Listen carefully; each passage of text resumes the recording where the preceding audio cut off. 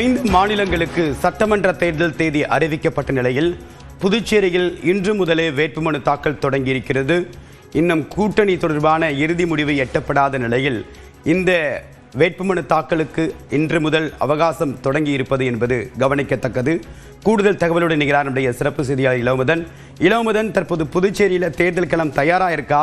வேட்புமனு தாக்கல் இன்னைக்கு தொடங்குது. யாரெல்லாம் வேட்புமனு தாக்கல் செய்ய தயாராக இருக்காங்க? திமுக காங்கிரஸ் கூட்டணி நிலைப்பாடு என்ன? விஜய் தனித்து களம் காண போறாரா இல்ல என்ஆர் காங்கிரஸோட கூட்டணி வைக்க போறாரா? புதுச்சேரியில் தேர்தல் களம் ஒரு வித்தியாசமா களம் தான் என்று கூற வேண்டும். ஏனென்றால் இந்தியாவுக்கான சுதந்திரம் 47 பெறப்பட்டாலும் புதுச்சேரியை பொறுத்தவரை 54 தான் பிரெஞ்சு ஆதிக்கத்திலிருந்து புதுச்சேரி விடுதலை பெறப்பட்டது. அதனால் முதல் 2 பொது தேர்தல்களை புதுச்சேரி சந்திக்கவில்லை. முதலாக 1963 தான் தேர்தலை சந்தித்தது. அதன் அடிப்படையில் பார்க்கும்போது தற்பொழுது சந்திப்பது 17வது பொது தேர்தல்.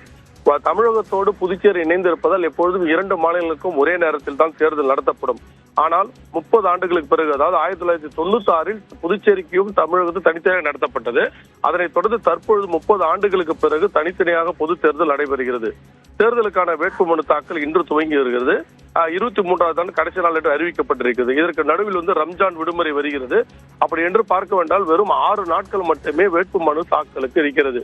இது ஒரு திட்டமிட்டப்பட்ட ஒரு சதி என்றே முன்னாள் மத்திய அமைச்சர் நாராயணசாமி தெரிவித்திருக்கிறார்.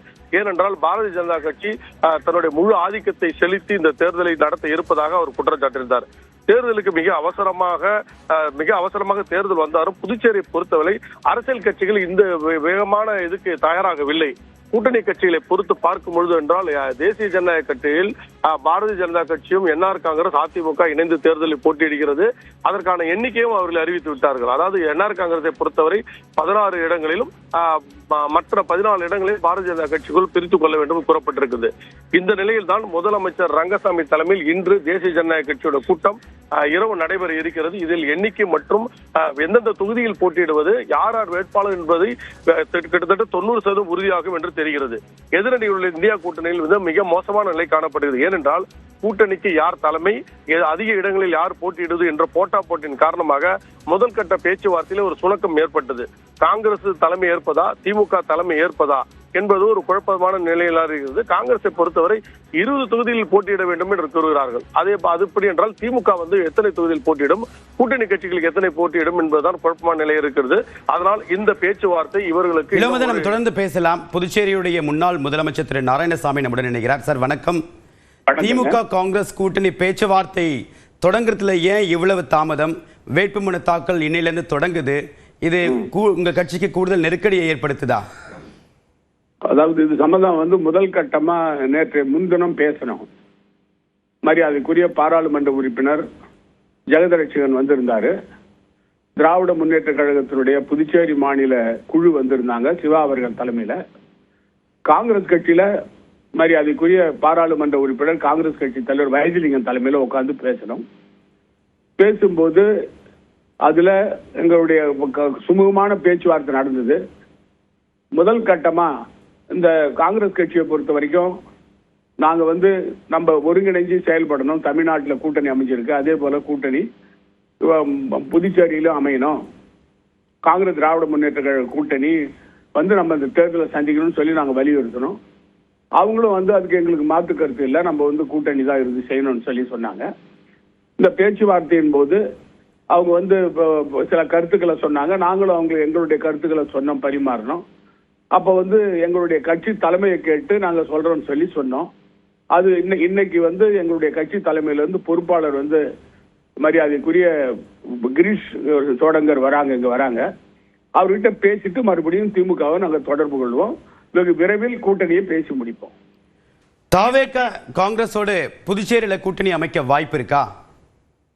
அது மாதிரி வாய்ப்பு இருக்கிறதா எனக்கு தெரியல. இப்ப வழக்கமா தமிழ்நாட்டுக்கும் புதுச்சேரிக்கும் ஒரே கட்டமா தான் தேர்தல் நடக்கும். இந்த முறை தனித்தனி நாட்கள்ல அது முன்கூட்டியே புதுச்சேரிக்கு தேர்தல் நடத்துறதுக்கான காரணம் என்ன? இதுல வேற உள்நோக்கம் இருக்குன்னு நீங்க குறிப்பிட்டிருந்தீங்க. என்ன உள்நோக்கம்? அதாவது தொடர்ந்து பல தேர்தல்கள்ல, பாராளுமன்ற தேர்தலா இருந்தாலும் சட்டமன்ற தேர்தலா இருந்தாலும் சரி, தமிழ்நாடு புதுச்சேரியில ஒரே நாள் தான் தேர்தல் நடக்கும். ஏன்னா பக்கத்து மாநிலம் அண்டை மாநிலமா இருக்கிறதுனால வாக்குகள் வந்து வாக்குகள் போறதுல வந்து பிரச்சனை இருக்கக்கூடாதுன்றதுக்காக அது நடந்திருக்கு.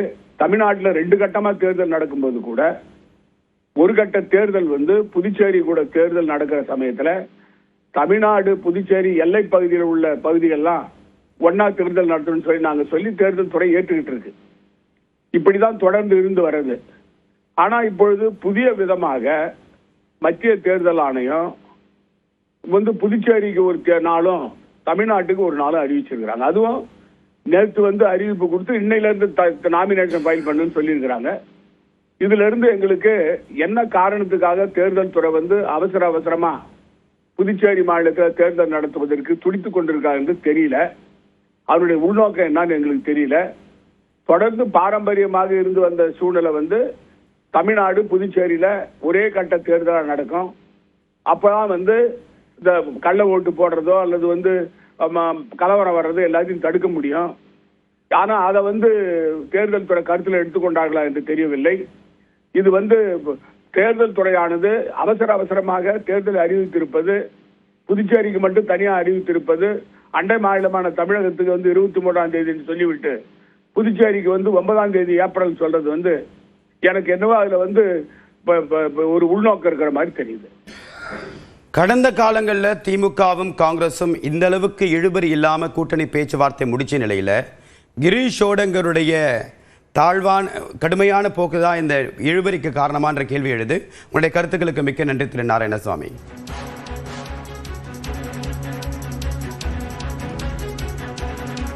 புதுச்சேரியில் இன்று முதல் வேட்புமனு தாக்கல் தொடங்குகிறது. அடுத்ததாக பாஜகவுடைய முக்கிய நிர்வாகி முன்னாள் தற்போதைய சபாநாயகர் திரு செல்வம் நம்முடன் இணைகிறார். சார் வணக்கம். வணக்கம் சார். வேட்புமனு தாக்கல் இன்னையிலிருந்து தொடங்கி இருக்கு. தொகுதி பங்கீட்டு முடிஞ்சிடுச்சா? எந்த கட்டத்தில் இருக்கு? யார் எந்த தொகுதியில் போட்டின்றது அடையாளம் காணப்பட்டிருக்கா? ஏற்கனவே எங்களுடைய தேசிய தலைமையிலிருந்து மத்திய அமைச்சர் மந்தியா அவர்களும் எங்களுடைய பிரபாரி நிர்மல்குமார் சுரானா அவர்களும் முதல் சுற்று பேச்சுவார்த்தையிலே இந்த என்ஆர் காங்கிரஸ் 16 பாஜக 14 என்ற இறுதி செய்யப்பட்டு பேச்சுவார்த்தை முடிவு பெற்ற நிலையில் இருக்கிறது. தொகுதி எந்தெந்த தொகுதியில் போட்டியிடுவது என்பதை பற்றி இன்று மாலை 5 மணி அளவில் மாண்புமிகு முதலமைச்சர் அவர்களும் மத்திய அமைச்சர் மன்சுக் மந்தியா அவர்களும் இன்றைக்கு 2வது சுற்று பேச்சுவார்த்தைக்கு நடத்தி முடித்து அத்தனை தொகுதி பகுதிகளும் உள்ளாக அறிவிப்பாங்க.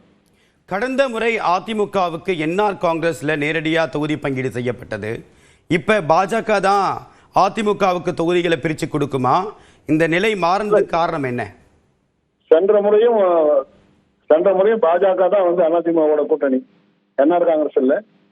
சென்ற முறை பாஜக தான் அதிமுக தொகுதியை பிரித்து கொடுத்தோம். அதே போன்று இந்த முறையும் பாஜக தான் அகில இந்திய அண்ணா திராவிட முன்னேற்ற கழகத்துக்கு தொகுதியை ஒதுக்கீடு செய்யும். உங்களுடைய கருத்துக்களுக்கு மிக்க நன்றி திரு செல்வம்.